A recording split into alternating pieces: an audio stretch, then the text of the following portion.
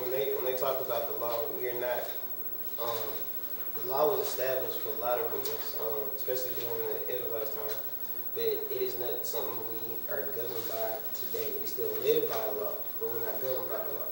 So when I say consecration, and Deke is touching on it right now. When I say consecration, what do y'all think about?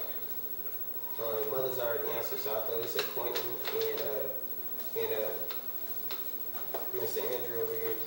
Leave it open to you guys. When I say consecration, what does that mean to you? And why is it so important? To dedicate something. Okay. Dedicate as in how? Well, I have a bag here. I've dedicated that to the use of transporting my Bible. Okay. I don't use it to haul water in. Okay. I don't feed to my animals with it. This is used for transporting my Bible.